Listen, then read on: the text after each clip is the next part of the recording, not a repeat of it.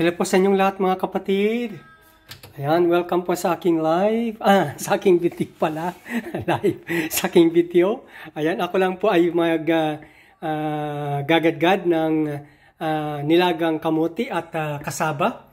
Ayan, welcome po sa aking channel. Sa aking video, ito pang inyong host, ang inyong kaibigan si Kuya Daysan.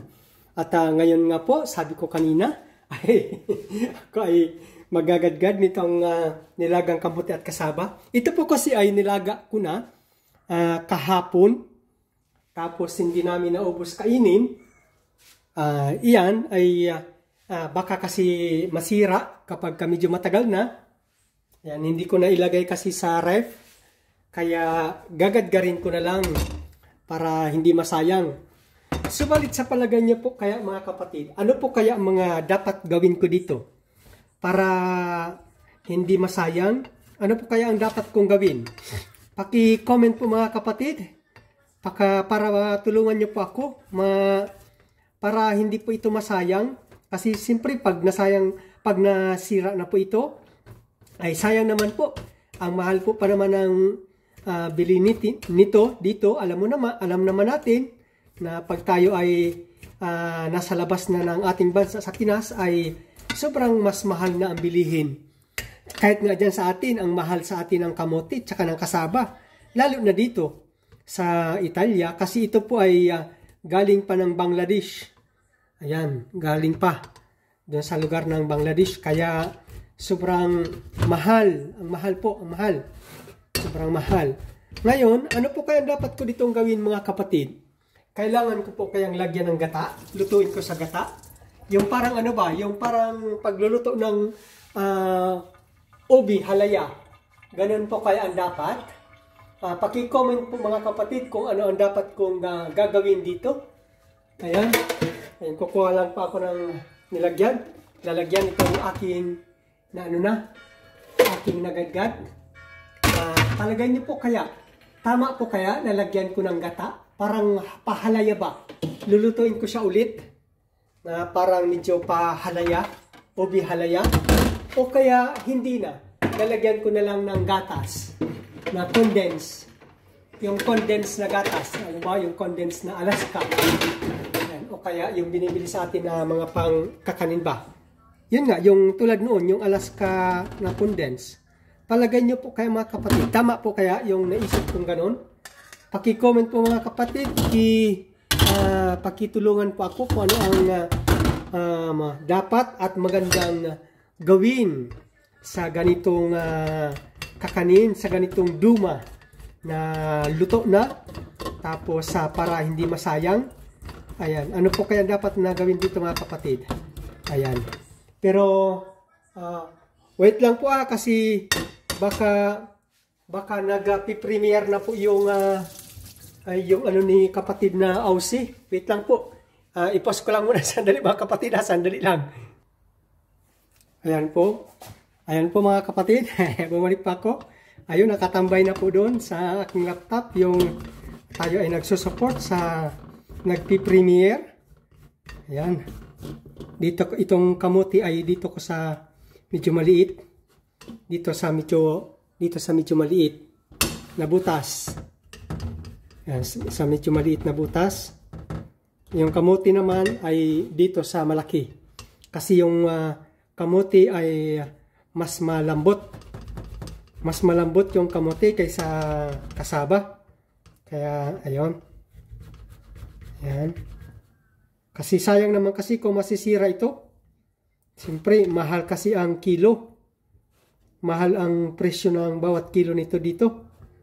Kaya, anuin ko na lang. Kailangan ko magawa ng paraan.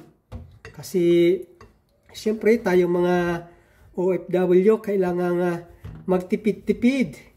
Ayan. Kahit tayo ay may kinikita dito, ay kailangan natin magtipid kasi mahal po kasi ng mga bilihin dito. Ayan, dito po sa Italia. Ayan, ang akala nga po ng iba kong mga kakilala ay buhay na buhay kami kasi nandito kami sa Italia. Hindi po ganoon. Ang cost of living po dito ay mahal. Kaya kung oo nga po may kinikita euro, pero napupunta rin po sa tinatawag nating cost of living. Ayan, kaya sa magkaganon man, bilang OFW, alam naman natin na tayo mga Pilipino ay marunong sa mga para-paraan. Ayan, kaya ginagawa ng paraan ang mga bagay-bagay, ganyan, para hindi tayo masyadong, para tayo ay nakakaipon din. Ayan, nakakaipon din. Yung tinatawag nating local economy. Wow! Local economy. Parang nagano pa. Parang nag-aral pa ng accountancy. Ayan.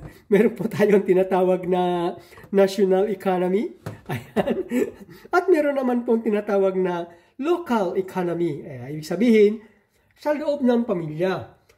Kasi kung maganda po tayo, marunong tayo magdiskarte sa tinatawag nating local economy sa loob ng ating pamilya.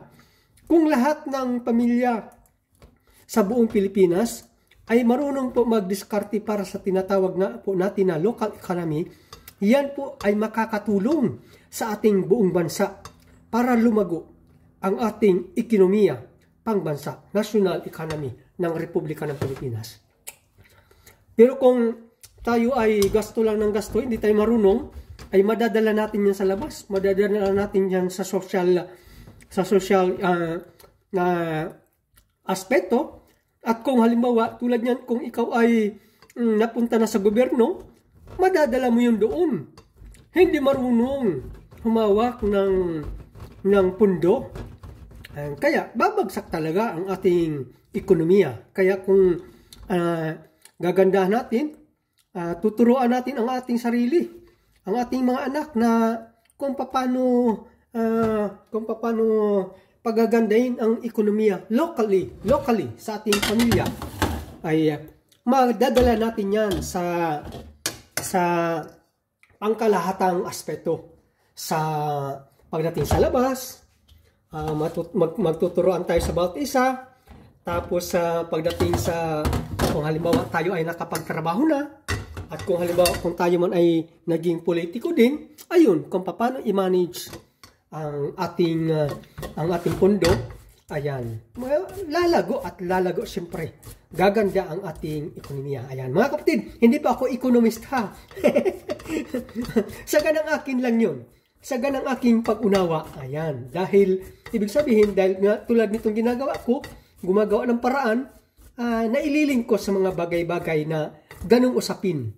Ayan, kaya pasensya na kayo mga kapatid, sasabihin nyo, oh, ang yabang-yabang naman ni Kuya Daysan. Hindi po sa ganon. Hindi po sa ganon ang ating punto dito. Ang punto lang po natin dito kung paano natin i-manage ang ekonomiya locally sa loob ng ating pamilya. At kung napag-aralan natin maigi yan at nagagawa natin ng maganda, yan po ay madadala natin sa labas. At pagdala natin sa labas, maganda ang epekto sa ating sosyudad. Maganda ang epekto sa ating gobyerno. Ayan po mga kapatid. Kaya ganun lang po kayo. Wag niyo po akong ibabash mga kapatid ha. Pakiusap. Wag niyo po akong ibash sa aking argumento na yun. Sabay argumento pa, no? Mga term na ginamit.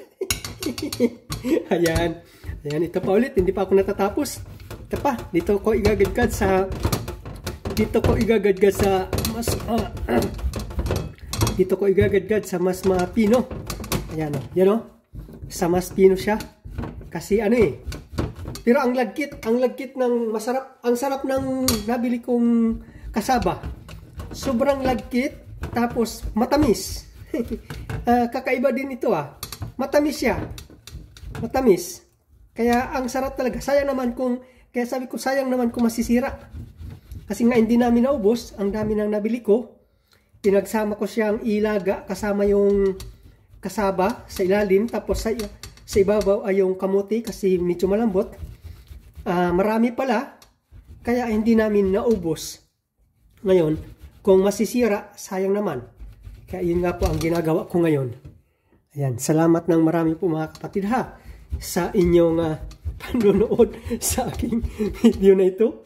Ayan, pasensya na, humaba na yung video, hindi pa ako natatapos maggadgad. Siguro, kung may gagawin man ako, next video ko na lang. Pero magkawagalan mga kapatid, pwede pong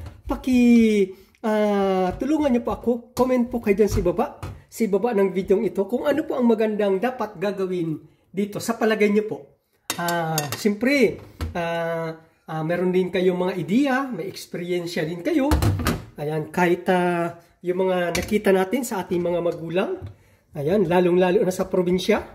Ayan, paki-comment, pakitulungan niyo po ako mga kapatid. Ayan, sige po. At welcome po sa aking video na ito. Tatapusin ko na po muna kasi mahaba na yung video. Ayan, magpapakita na lang po muna ako bago ko tapusin yung video. Ayan, salamat po. Ito po ang inyong Kuya Daysan na hindi pa natatapos sa paggadgad nitong nilagang kamuti at kasaba. Maraming salamat po sa inyong panunood. Yan nga po, paki-comment po ang inyong mga opinion, ang inyong mga ideya.